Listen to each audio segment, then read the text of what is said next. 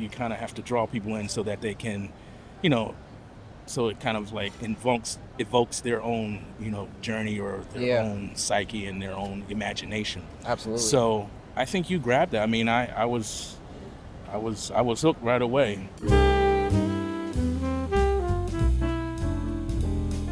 I mean, one of the main things that I was saying is like you really wanted to, especially because this is your debut album, the importance of, of like really grabbing the listener right away. Yeah, right. Or, something that really draws them in right away. And I think you got to that concept right away. The first piece that I think we heard had this really killing drone to it, and it was just like, okay, where are we going next? Right. And that's the, to me, that's the sign of a really great album, when you can take people on a journey.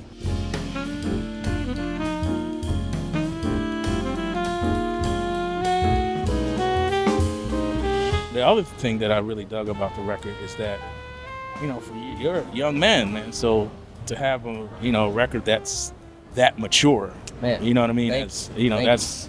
That's no small feat, Because how old are you now? You're 24. 24. Yeah. I give a lot of that credit to when it came down to it, Dennis Carroll wrote all the compositions that are on there now. Obviously, I helped program it and, find some arrangements for the standards, but at a certain point, it was like, that group feels like a family. Obviously, Dennis is like a dad to me, and those compositions have such an arc. They're so organic. They have so much freedom for the band members to, those songs really feel like a conversation. Yeah, and that's what it is. I mean, and that's what it should be. It should be. It should. When you're putting together a record, I've had people ask me all the time, like, "Oh man, what do you think about?" Well, I think the first thing is like, it's not always about trying to get the best musicians. It's about people that you're gonna be able to gel with. It was cool to have these legends who were also my mentors, and then for me to come in and see, well, how can I fill this in? How can we do something new? Because Greg Ward and Bobby Broom have never been on an album together. So the song TWB, that's the up-tempo one, right? I had them trade on it because obviously they're both so legendary but so different in style. Right. So what would that look like when we put that together? What does that look like, over all these eclectic kind of compositions?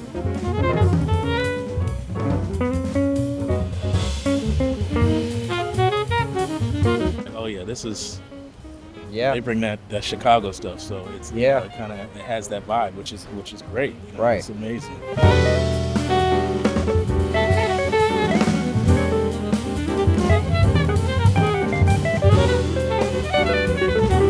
I think that's another thing we were talking about was those lyrics. Yeah. A lot of those ideas on the album, those concepts really bring you in and kind of speak to something else.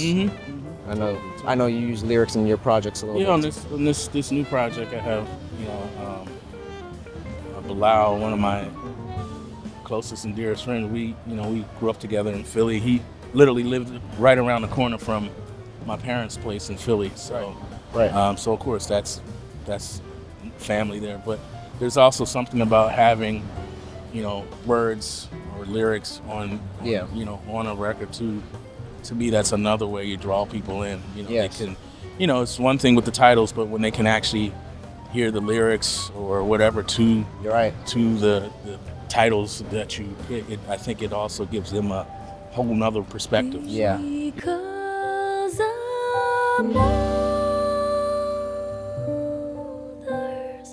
love can never die.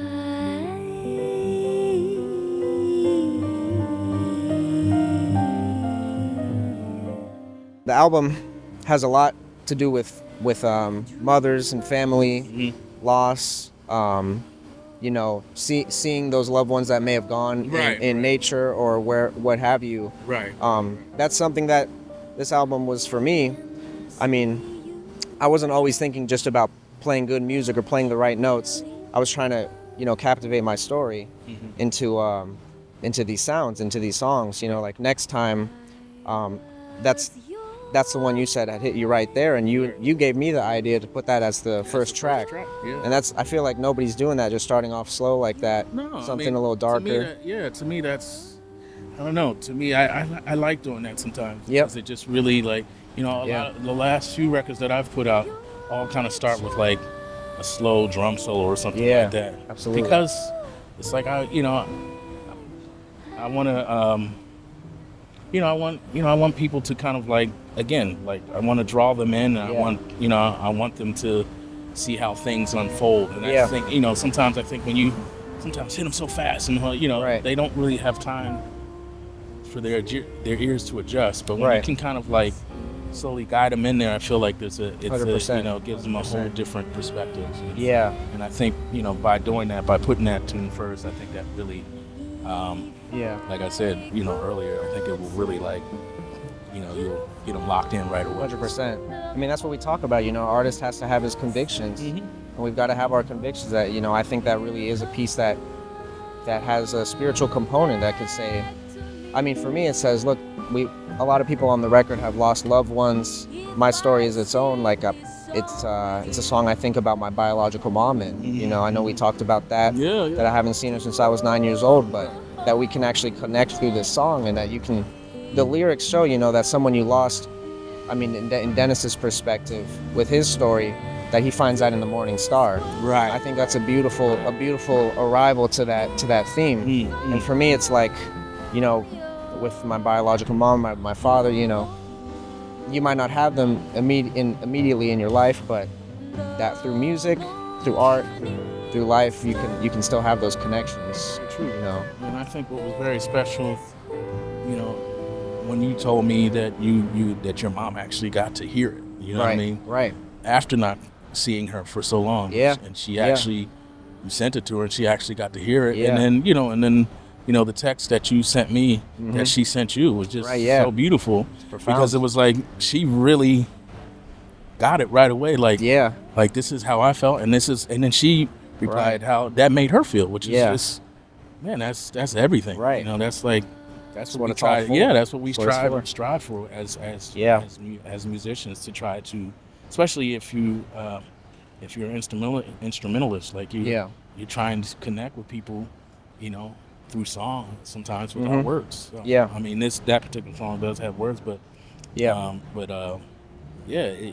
just, but you conveyed that message, and she felt it right away. So even, so that also proves that, even though you don't get to see, there's always going to be that connection. Right.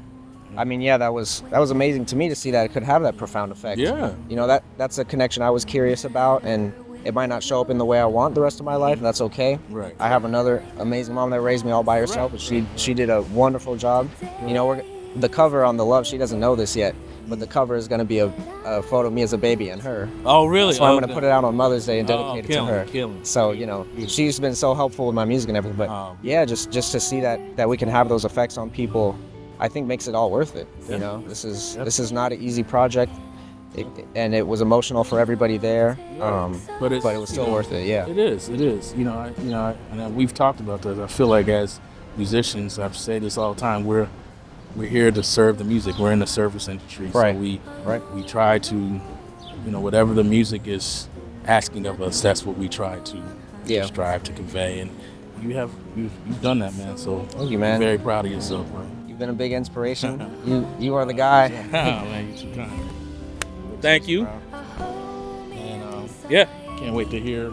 Check it out when it comes out. Go buy that record and buy mine too. Thanks, Blake. Love every